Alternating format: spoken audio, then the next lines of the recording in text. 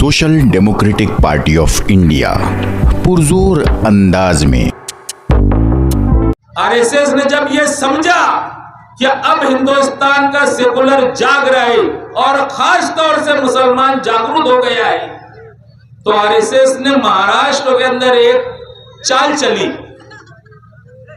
हम देख रहे हैं कि मस्जिदों के अंदर सोलार के नाम पर बीजेपी ने जो फंड दिया है, बीजेपी सरकार ने, आज हमारी मस्जिदों के अंदर जो बीजेपी सरकार के नाम से जो सोलार लगा है, क्या अगर जिस मस्जिद के अंदर बीजेपी के फंड से सोलार लगेगा उस मस्जिदों के अंदर तुम हुकूमत की मुखालफत नहीं कर सकते। हम तो अब ये देख रहे हैं कि इस शहर के अंदर आलिमों को मस्जिदों से रोका जा रहा है हक बात बोलने के लिए। अब जरूरत इस शहर के अंदर उलमाए हक की है।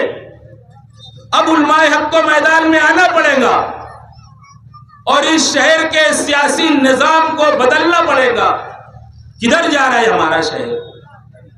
हम तो जो मुकर्रिर और जो स्टेज लगता है बड़ी शान से, मस्जिदों मीनारों का शहर, आलिमों का हाफिजों का गवारा, और आलिमों के हाफिजों के साथ जो बेइज्जती हो रही है, इसका जिम्मेदार कौन है? ये आरएसएस की प्लानिंग को हमको समझना है, ये आरएसएस की चाल को हमको समझना है।